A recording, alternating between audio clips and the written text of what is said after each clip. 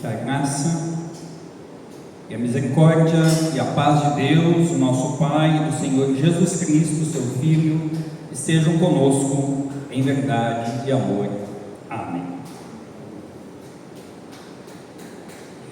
Em um dos ditos populares que provavelmente você conhece bem, diz: recordar é viver. É um dos ditos usados por saudosistas, usado por quem olha o passado com alegria e com boas perspectivas de terem vivido bons momentos. Normalmente, mesmo que sejam poucos, ainda assim se sobressai aos muitos momentos de tristezas. Mas também, para os que creem, temos a afirmação do escritor de Hebreus que nos diz: a fé é a certeza que vamos receber as coisas que esperamos e a prova que existem coisas que não podemos ver. Foi pela fé que as pessoas do passado conseguiram a aprovação de Deus. Recordar é viver. Assim o mundo se justifica. As pessoas se justificam com recordações e normalmente lembram que o hoje é melhor do que o ontem e que a esperança do amanhã é melhor do que o dia de hoje. Olhar para o passado é a possibilidade de aprender com os erros, ou pelo menos deveria ser, e viver melhor no presente para termos um futuro ainda melhor. Realmente, se olharmos nossa vida como servos de Deus, recordar é viver a vida na presença de Deus.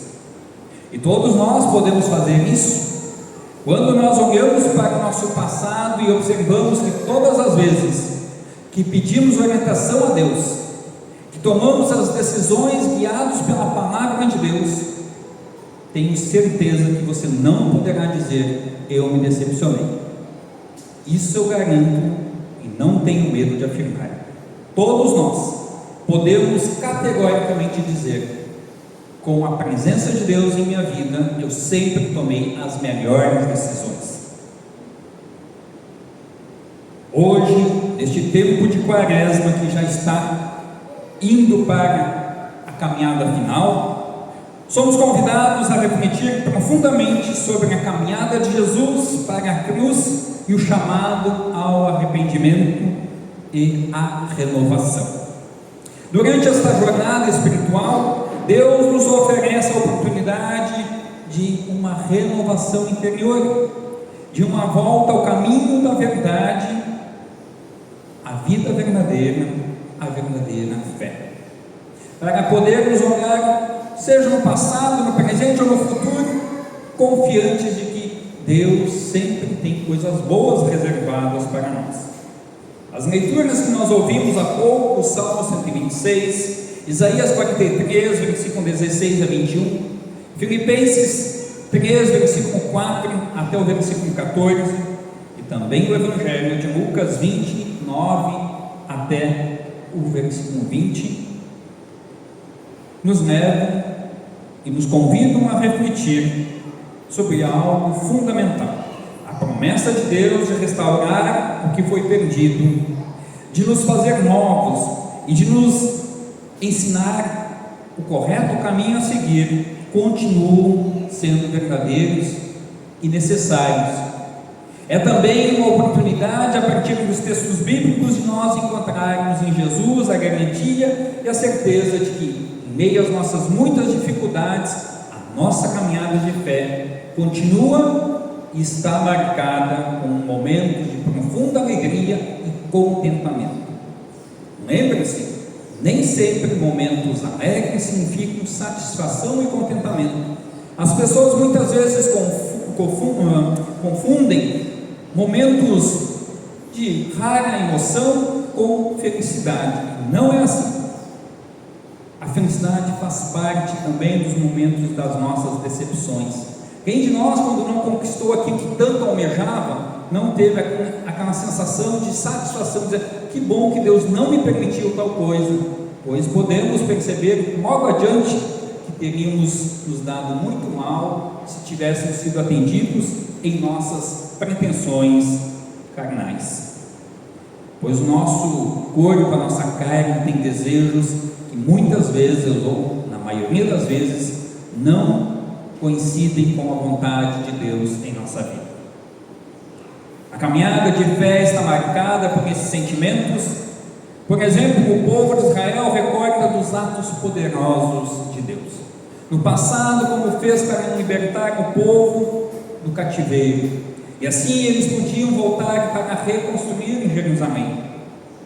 Enfrentaram muita oposição de seus inimigos para a reconstrução. Jerusalém estava arrasada. Quer conhecer melhor essa história, deste contexto? Leia Neemias, Esdras, e você vai se surpreender que desastre que estava Jerusalém, quando o povo que tinha sido levado ao cativeiro estava sem esperança, sem forças. Agora, essas pessoas pedem que Deus não deixe a sua obra pela metade, pois se Deus os libertou, eles precisam que Deus termine o seu trabalho na vida dessas pessoas. Do mesmo modo, nós que aqui estamos ouvindo esta palavra, precisamos que Deus continue a trabalhar em nossa vida, pois se nós continuarmos ou caminharmos sozinhos, estamos completamente perdidos. O povo, no contexto bíblico do Antigo Testamento, retornou para Jerusalém e sabe e tem consciência de que só foram levados cativos por causa da sua desobediência, mas também reconhecem que só foram trazidos novamente para a sua terra por causa da misericórdia de Deus, que ouve o clamor do seu povo. A restauração não é construída por mãos humanas, mas pelo próprio Deus. O salmista diz: quando o Senhor Deus nos trouxe de volta para Jerusalém, parecia que estávamos sonhando. Salmo 126, versículo 1. Essas palavras nos convidam a olhar para a nossa vida espiritual, especialmente no contexto da quaresma, quando, como diz o texto de Joel, capítulo 2, versículo 12, somos chamados a rasgar o nosso coração, derramar os nossos pecados na presença de Deus e aguardar que o bondoso Deus restaure a nossa vida. Pecados, as aflições, as dificuldades nos fazem sentir distantes da alegria e da paz que Deus oferece. Mas quando Deus age, há reconstrução, há vida. No entanto, a palavra de Deus nos mostra que a restauração é uma promessa vinda do próprio Deus, que é realizada por Deus. Ele não tarda em perdoar um coração arrependido. Ele traz de volta a nossa alegria. Por isso, todos os que sofrem e buscam o Senhor, mesmo que o choro possa durar uma noite inteira, mas existe a promessa de que Deus nos encherá de alegria, assim como a noite passa rápido e vem o sol pela manhã, assim as promessas de Deus de nos restaurar e nos acalentar continuam sendo verdadeiras. A quaresma é um tempo de confissão, sim, mas também de esperança, de confiar na ajuda e na bondade de Deus. Deus, em sua infinita bondade e sabedoria, está sempre pronto para restaurar aquele que se arrepende e busca o seu perdão. Algo muito similar nos é lembrado pelo profeta Isaías, que nos lembra que esta reconciliação ajuda e nos reajusta a nossa rota.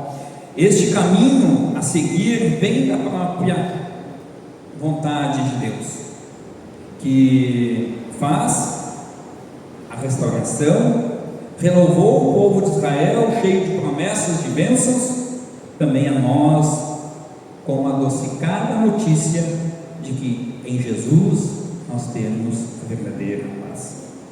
O Senhor leva-nos a olhar não para o tempo presente tão somente, não para o passado, mas nos convida também a olhar para o que ainda há de vir, confiando que se Ele nos cuidou no passado, quantas e quantas vezes cada um de nós já pôde dizer quase, e esses quase, sofrimentos que pareciam que nos destruir. Quem de nós já não pensou em algum dia do tipo, que esse seja meu último dia, não vou superar este sofrimento? Algumas pessoas desiludidas acabam atentando contra a sua própria vida, pois não conseguem ver nas promessas de Deus o cumprimento do amor e da compaixão divina. Ao lermos o texto de Isaías 43, versículo 16 a 21, fica nítido que Deus oferece uma das mais belas promessas de renovação encontradas nas Escrituras. O Senhor, ao falar ao povo de Israel, diz: pois agora vou fazer uma coisa nova, que logo vai acontecer, e de repente vocês a verão. Esta promessa é de que Deus está realizando uma obra nova, uma obra de transformação. Mesmo que o povo tenha passado por sofrimentos de dor, de aflição, Deus não os deixará abandonados. Mas também na palavra de Deus nós encontramos a promessa para o presente. A gente vê o texto do Antigo Testamento, em Isaías, a gente pensa, bom, mas isso foi lá para o povo de Israel. Eles eram diferentes de nós. Não, ser humano, pecador, e que precisa sempre de novo ser resgatado, encontrado na palavra de Deus. E esta palavra de Isaías serve também para nós no ano presente. Para nós, este novo caminho oferecido por Deus, a cada novo dia se renova e se revela e continua em Jesus Cristo, que veio para transformar as nossas vidas e nos conduzir ao Pai. A Quaresma nos lembra do preço dessa transformação, o sacrifício de Jesus na cruz. A cada dia que nós olhamos para a cruz, e lá somos lembrados de que um homem morreu de braços abertos, sem culpa alguma, para nos dar a paz e paz verdadeira. É porque eu não mereço a salvação, mas Deus se compadeceu e diz: eu quero que tu sejas salvo, pois longe de mim tu jamais saberás o que é graça, o que é bondade, o que é ter paz verdadeira. E é por isso que quando nós oramos pelos nossos inimigos, aqueles que nos perseguem, aqueles que não temem a Deus, devemos orar para que eles também se arrependam e mudem de vida, senão nunca terão um respingo, um gostinho do que é a graça de Deus na sua plenitude. Ao lermos o texto de Isaías, somos lembrados a olhar além das circunstâncias atuais e ver a obra de Deus um constante caminhar, um permanente andar em direção à vida eterna, para resgatar todos aqueles que sofrem, estão abatidos, cansados e desanimados. Deus nos promete coisas maravilhosas. Este é o meu povo, este é o povo que criei para que fosse meu, a fim de que desse louvores ao meu nome. Talvez você olhe para a sua Bíblia e diz: bom, mas no passado acho que era melhor. Não era melhor. No futuro vai ser melhor? Não vai ser melhor. Vamos continuar sofrendo, pois aquilo que nós carregamos no íntimo do nosso ser, no pecado, sempre de novo vai mascarar a felicidade que nós encontramos em Deus. Sempre de novo vai tentar nos afastar da graça de Deus e dizer que Deus é esse que deixa você passar por sofrimentos. Basta nós conversarmos com pessoas que acham inclusive que o pecado é o aqui e o agora. Triste ilusão para quem pensa assim. Sabemos que o sofrimento, a tristeza, longe de Deus, são imensuráveis. Talvez eu e você nunca saibamos o que é isso. Deus queira que nunca saibamos, pois se nós já somos servos de Deus, se viermos a esquecer da graça e do amor de Deus, como diz o texto de Hebreus 6, aquele que cai da fé, que terrível, mesmo que Jesus voltasse e morresse novamente na cruz, não poderiam voltar a crer. Tanto é que Jesus nos lembra: Aquele que está de pé, cuide para que não caia. Isso é para mim, é para você. É terrível alguém que perde a fé, que perde a esperança, perde a confiança. O apóstolo Paulo nos ajuda a entender quando escreveu para os cristãos filipenses. Ele diz: fui circuncidado quando tinha 8 dias de vida. Sou israelita de nascimento, da tribo de Benjamim, de sangue hebreu. Quanto à prática da lei, eu era fariseu. E era tão fanático que perseguia a igreja. Quanto ao cumprimento da vontade de Deus por meio da obediência à lei, ninguém podia me acusar de nada. No passado, todas essas coisas valiam muito para mim, mas agora, por causa de Cristo, considero que não tem nenhum valor.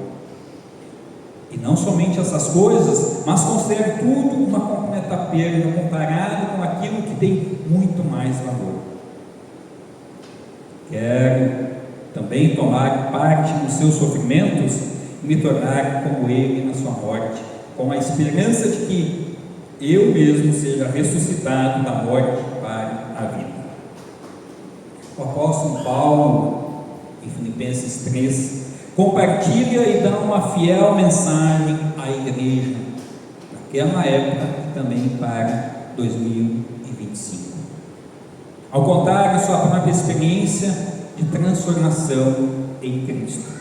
Já ouvi muitas pessoas dizer: pastor, quando eu tiver melhorzinho, quando eu tiver me consertado, então eu vou para a igreja.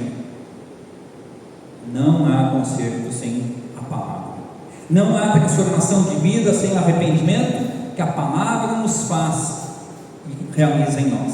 Pois a palavra de Deus nos acusa e diz: você está condenado ao inferno. Mas também a palavra diz: sim, tudo isso é verdade, mas Jesus morreu para te salvar. Tu tens uma nova oportunidade. Paulo, no versículo 8, lembra? Eu joguei tudo fora como se fosse um lixo, a fim de poder ganhar a Cristo. Paulo nos ensina que a verdadeira vitória não está nas nossas realizações ou nos nossos méritos, mas em Cristo, que nos dá a sua justiça, nos justifica, nos transforma e nos dá uma vida nova. O apóstolo exorta a abandonar as coisas do passado e avançar para o alvo da promessa da salvação. E as coisas do passado, deixe elas lá. Não mexa naquilo que você não consegue mais reverter. Apenas diga: Senhor, eu pequei contra ti. Peço o teu perdão, pois se tu não tiveres misericórdia, eu estou perdido. E este chamado é feito mediante a palavra de Deus. Então, deixando as coisas do passado, podemos avançar para o futuro, na certeza de que Deus nos perdoa e quer e pode nos transformar. O pecador, eu e você, temos rejeitado a palavra, até mesmo ao exemplo dos líderes de Israel, que não tinham guardado a aliança que Deus havia feito com eles. Sempre rejeitaram os profetas e até os assassinaram. Entre eles sabemos o próprio Cristo. E estas verdades Jesus a escancara mediante a parábola dos lavradores maus, registrada em Lucas 20, versículo 9 a 16. Assim como hoje muitos dizem: este pastor não serve, exige demais de nós, ele acha que ainda estamos nos tempos da Bíblia. O mundo é outro agora, a realidade é outra, cada um faz o que bem quer. Não caia neste medo engano. A palavra que está sendo anunciada aqui por mim é tão real e atual como se Jesus estivesse nos falando neste momento. Então não rejeite a palavra do Senhor. Vejamos a parábola dos vinhateiros maus. Ela revela como o povo de Israel, ao longo da história, rejeitou os mensageiros de Deus, inclusive o Filho de Deus. Resumidamente, Jesus expõe a realidade do povo e a nossa realidade. Isto é, o dono da vinha enviou vários servos, e finalmente seu próprio filho, mas os vinhateiros rejeitaram e mataram os servos e o filho. A história é uma alerta contra a rejeição de Deus e a sua misericórdia. Jesus está convidando cada um de nós a refletir sobre como temos respondido ao chamado de Deus em nossas vidas. Não tente se consertar primeiro para depois dizer, bom, agora estou apto a servir a Deus. Não olhe para trás, sendo que você tem uma caminhada para frente. Tente andar de costas, olhando para trás, e você com certeza há de tombar. Assim é a vida de fé quando você quer se apoiar nas coisas do passado para se justificar com teus erros do presente. Não tem como viver a salvação plena em Cristo Jesus. Temos ouvido a sua voz e respondido com arrependimento e fé, ou temos de alguma forma rejeitado a sua graça? Que Deus nos ajude a examinarmos a nossa consciência para termos discernimento. Jesus é a pedra angular da nossa fé, ou seja, numa construção, o canto, se ele for bem estruturado, ele mantém a estrutura de todo o prédio. Quem trabalha nessa área de construção há de concordar comigo que se um bom alicerce, a quina for bem fundamentada, mesmo que no meio da estrutura tenha alguma dificuldade, a quina sustenta toda a obra. Assim é a nossa fé, se ela for fundamentada em Cristo Jesus, nós, em meio aos sofrimentos, às tempestades, havemos de enfrentar os trancos e os barrancos e sairemos vivos. Hoje é hora de renovar nosso compromisso de viver segundo a vontade de Deus, recebendo com alegria a gratidão o dom da salvação oferecido por Cristo. Que Deus nos abençoe e nos fortaleça nessa jornada de fé, e que ao olharmos para a cruz, encontremos a nossa verdadeira vida em Cristo Jesus. Amém. Colocamos em pé.